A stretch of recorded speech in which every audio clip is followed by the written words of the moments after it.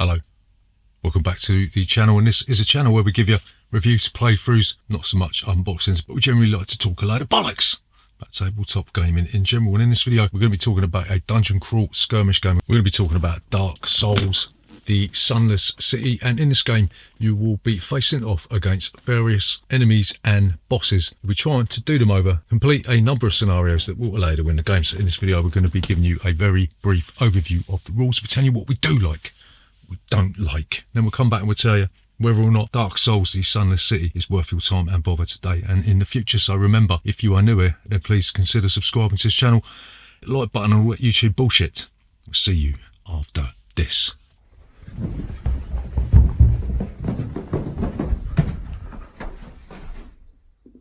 Bollocks. So Dark Souls, Sunless City, how'd you play this game?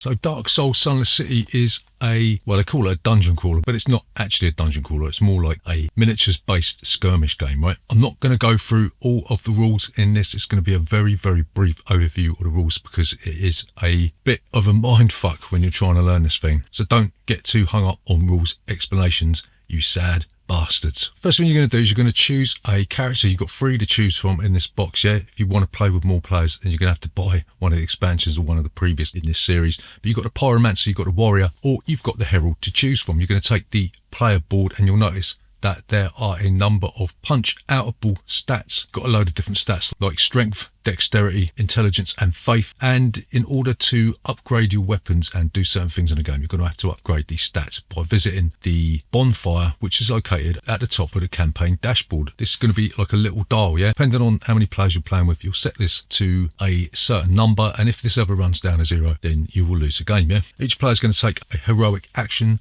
token. You're going to get an Estus flask and you're going to get an ember as well. The heroic action tile can be flipped to allow you to perform the heroic action on your dashboard. The Estus flask will allow you to remove all the stamina tokens from your dashboard, and you can use your luck token to re-roll a die, right? There'll be 3 different categories of encounter cards. Place the mini boss and the main boss encounter cards on the spaces on the campaign board, and you'll move your party token to the next available space, yeah? This will tell you which encounter cards you've got to draw. You'll draw 2 of these and you'll choose one, and you'll set up the encounter as detailed on the encounter card. You'll be placing different enemies on the board, and you'll be placing some terrain. Maybe you'll have some chests you can open or some gravestones that you can use, and you'll place your hero on one of the designated spots on the board. You'll see that the tiles are divided up into different nodes. These nodes are considered adjacent, and this is how you'll be moving around the map. So enemies will act first, then a character will act, and then an enemy will act, and then a character will act. So on your turn you'll go through a little bit of upkeep. You'll regain 3 stamina. You'll get the aggro token, which enemies may be targeting you rather than the closest character, and all other characters can move 1 node, right? So this is basically a move, attack, attack, move thing. If you want to move, then you can move to an adjacent node, and then you can attack. You look at the cards that are in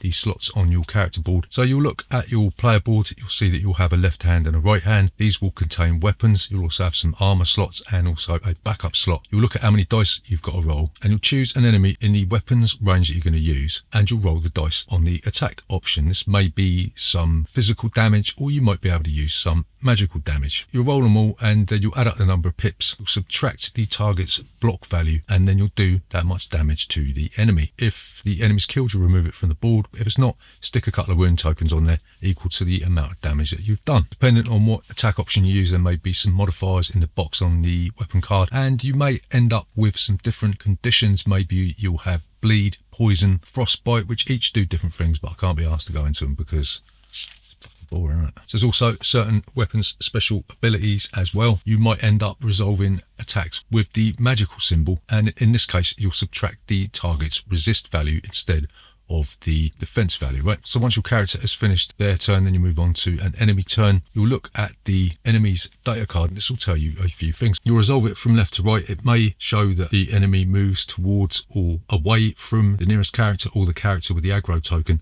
and then you'll have some damage that the character will do, and it will also have a dodge value, yeah? So when the enemy attacks, you'll have to check the enemy's attack range. If you're outside the range, then it ain't gonna attack you, is it? 'Cause it can't get to you. Gather a number of dodge dice equal to the target's equipped card's dodge value, and then you'll roll a number of dice equal to the target's block value, right? If you roll a dodge symbol, then the attack fails. But if not, then you'll subtract the amount of pips that you rolled from the attack value of the enemy, and you'll take that much damage. You'll do this by adding those little skull symbols that you punched out of the endurance bar back into the endurance bar, right? And if your character ever has all of these filled up with either stamina or damage, then the character will die and you'll be pretty sad, won't you? So once you have resolved an encounter, you'll be able to go to the bonfire. This is where you'll be able to upgrade your stats. If you want to upgrade a stat, you have to trade in a certain number of souls that you get from completing encounters, and you'll punch out one of the little stat markers and you'll turn it over, and then you'll do the same on the next tier and turn it over to its gold side, and this will mean that you've upgraded your stats, and this will allow you to use better weapons and different equipment. You can also go to the blacksmith Andre to get extra shit, and you can also upgrade equipment here. If you get to the Titanite Demon or you get to Dragon Slayer Ornstein, then you'll have a boss encounter, yeah? To do this, you'll construct a deck of the boss behavior cards, and this will show you how the boss will react. It will tell you the heat up value. This will tell you to throw in a heat up card if the boss goes down to a certain health level, and this is going to make your life even more difficult than it already is. It'll tell you the dodge difficulty and the attack value and all that shit, yeah? So it is a little bit of fiddly crap with all the boss arcs and stuff, dependent on where the boss moves. There's an AI system on how the boss moves, dependent on a number of factors, whether the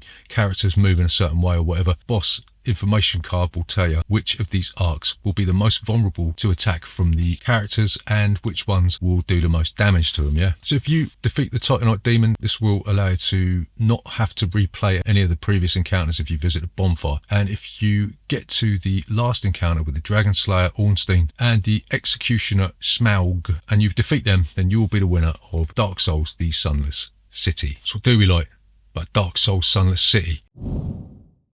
So the first thing that we really like about this game is there is a healthy amount of treasures and equipment, some of which can be upgraded to make it even more powerful. You're going to do this by going to the old blacksmith Andre geezer, and when you defeat different enemies, more often than not you're going to be able to draw treasure cards, yeah? Sometimes you're going to have to wait to upgrade your stats in order to use them, but some of these weapons are really, really powerful. Like for instance, you might end up with the Brigand Axe. You're going to have 19 strength to use this, but it allows you to roll 1 black die and 1 blue die. Or you might end up with Melinda's Great Axe, yeah? Not Melinda's Great Axe Wound. That would be a different game, wouldn't it? It's going to let you roll 2 orange dice, or you can roll 2 orange dice and hit everybody in the fucking room, yeah? Or you might end up picking up a Claymore. It's going to let you roll 2 blue dice and it's going to give you a +1 bonus. Or you could spend 4 stamina, roll 2 orange dice and get a +1 bonus as well. So a lot of these items are really, really useful. Some of them can be upgraded, and there's a real toss-up between which ones you're going to use and which ones you're going to stick in the inventory on the campaign board, right? So the second thing that we really like about this game is the stamina damage track is quite a novel idea. In order to use any of your equipment, you're going to have to spend a number of stamina. So if you're going to want to use the more powerful options with your weapons, it's going to cost you a lot more stamina. And also when you move, you spend stamina to run as many spaces as you want. The only problem is more stamina you use, higher up on the endurance track you're going to be, and when you take damage, you're going to be adding it in from the right hand side, and when they meet, you're going to die, yeah? So there's a nice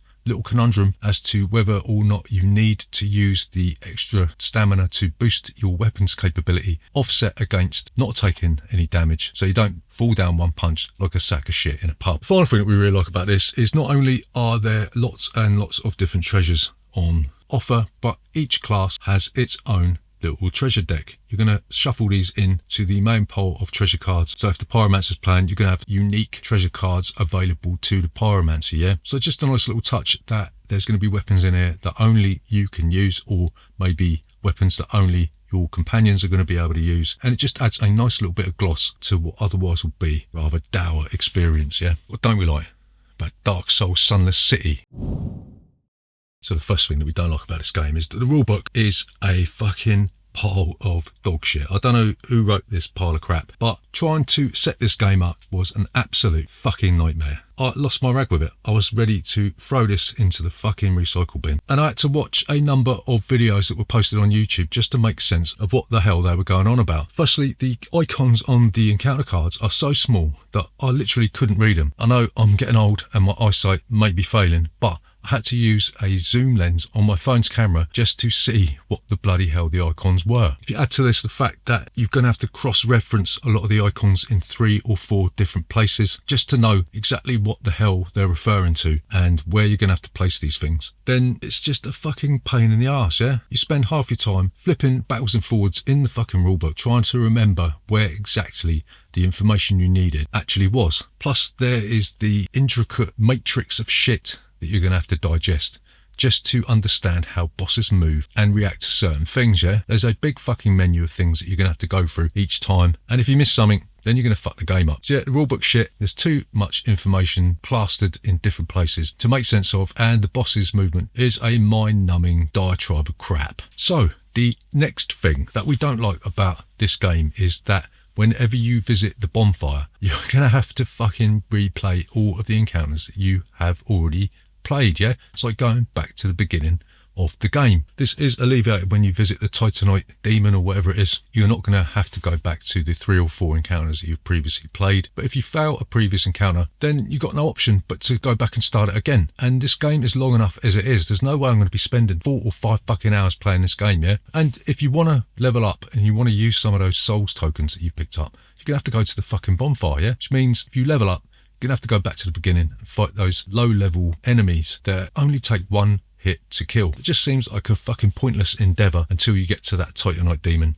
because you're not really going to be able to level up until you get halfway through the game anyway. Bit of a misstep, you know what I mean? So the final thing I don't like about this game is that there's not enough content in the box, right? Did read online that this is a dumbed-down version of a previous game. You've got the same bosses in here, but you don't get a lot of content that was previously released, but it's more expensive, yeah? This retails for 109 quid, and to be honest, it's not worth the money. There's not enough stuff in here to warrant that price tag. If you look at the tiles, they look like they've just been rendered with a permanent marker. And even the rulebook says it doesn't matter which one you use as long as the nodes line up, yeah? So it doesn't really feel like you're traversing through a sunless city. There's just nothing really to link the components with the theme, yeah? It's just devoid of any kind of aesthetic value whatsoever. Yeah, the miniatures are big and nice, but at the end of the day, you're just going to be moving around, rolling a few dice. The enemy's going to be doing the same thing, and you're going to kill it or you're not, and then you're going to move on, rinse, wash, and repeat. So yeah, there's not enough content, and the theme